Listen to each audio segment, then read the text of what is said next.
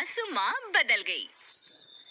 कहानी उस घर की है जहाँ बहू और बेटी को एक माना जाता था, लेकिन फिर अरे शिखा बेटा, तू रसोई में क्यों घुसी रहती है? जा, रोटी मैं बना लूंगी।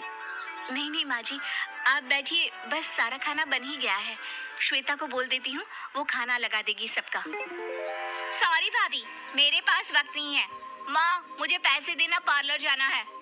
हाँ हाँ, चली जाना, भाभी को भी ले जाना।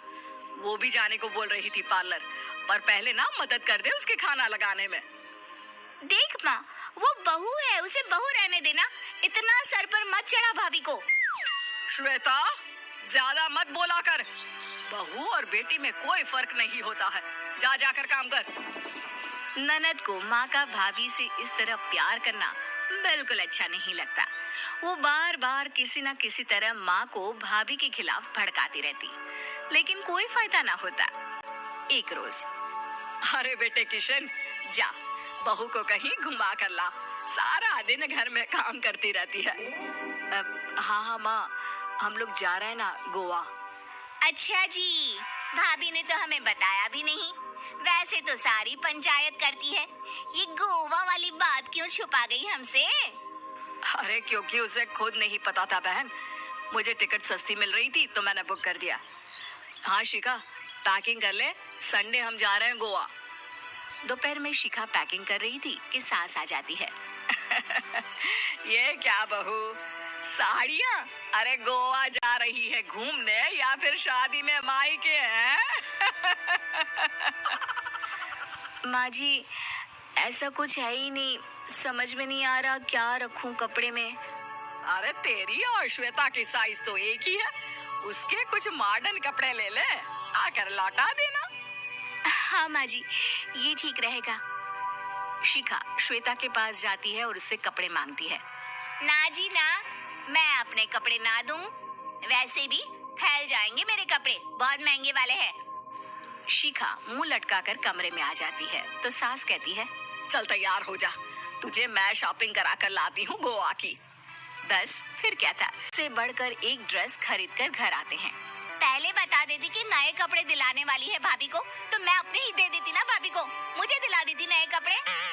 देख श्वेता, परिवार का मतलब सबके साथ रहना होता है, ना कि सिर्फ अपना सोचना।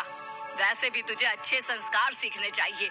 और रही बात कपड़ों की, तो शिखा, आज से घर पर भी तू मॉडर्न कपड़े ही पहनेगी। कोई जरूरत नहीं है ये साड़ी वाड़ी लपेटने की।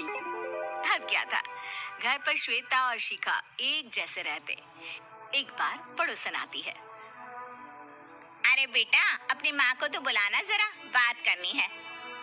शिखा सास को बताती है और रसोई में चली जाती है। ये आपकी बेटी बहुत बड़ी हो गई है, इसके लिए एक रिश्ता है, कहो तो बता दूं। ये बेटी नहीं बहू है, घर में सब एक जैसा ही रहता है। वैसे मेरी बेटी भी बड़ी हो गई है, कोई रिश्ता हो तो जरूर बताना। पड़ोसन रिश्ता लेकर उन लोगों के घर आती है। तब श्वेता की होने वाली सास कहती है, तो ये घर है, कितने मंजिल का है? और ये बहू ने आपकी क्या पहन रखा है, जीन्स टॉप? अरे भाई, साड़ी वाड़ी नहीं है क्या इसके पास? देखिए, सर्दी है तो साड़ी में बहू कैसे मैनेज करती, वैसे पहनती है साड़ी भी। देखिए, हम लोग ठहरे पैसे वाले लोग, कोई कमी नहीं है हम लोगों के पास पैसों की, बहुत पैसे हैं, जमीन, नौकर चाकर, कार, सब कुछ है, लेकिन घर में संस्कारी बहू चाहिए, समझ रही है ना आप? सास कुछ कहती कि श्वेता बोल पड़ती है, हाय रे, नौकर चाकर से लेकर जमीन, कार, पैसा, हाँ, मुझे रिश्ता मंजूर है मुझे। अरे रुक जा श्वेता, मैं बात कर रही हूँ ना। देखिए, हम लोगों के घर इतनी आजादी नहीं मिलेगी। अरे हाँ कर देना माँ, हाँ कर दे जल्दी से। सास क्या करती, बेटी की शादी ऐसे घर में कर देती है जहाँ ना उनके विचार मिलते हैं और ना ही आचार।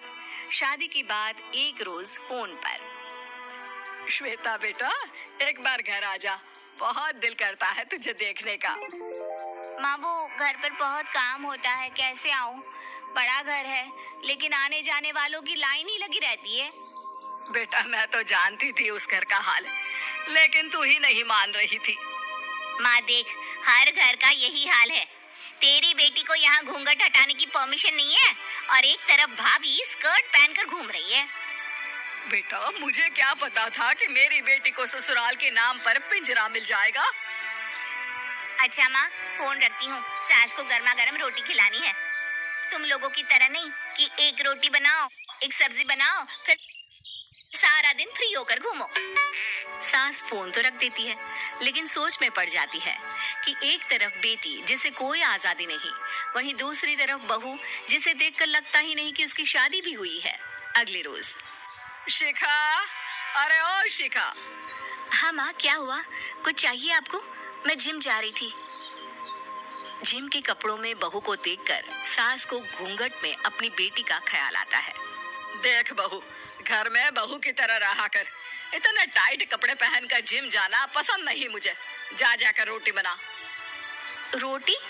माँ, अभी तो शाम के 6 बजे हैं, इस वक्त रोटी? अब क्या मेरे खाने पीने पर भी पहरा है?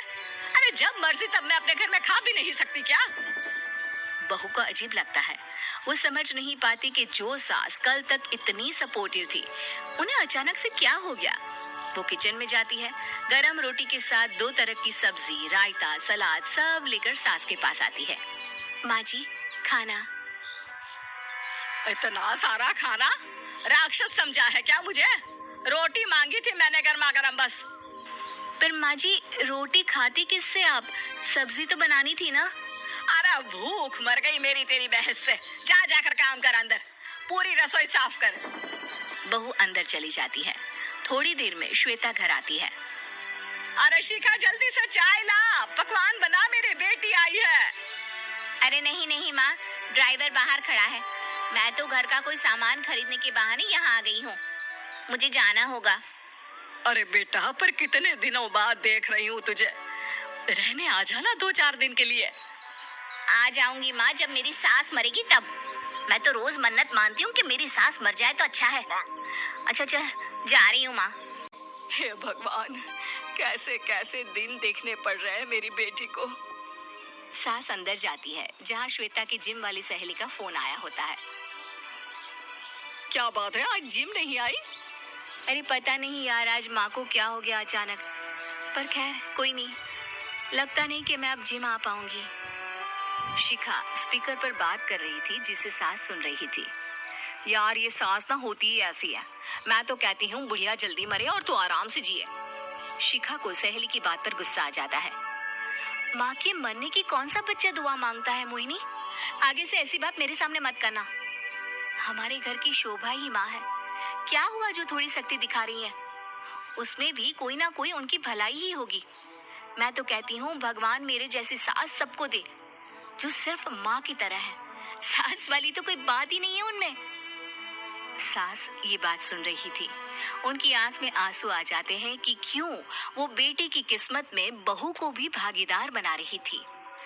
शिखा, अरे ओ शिखा, क्या हो गया? जिम नहीं जाना क्या?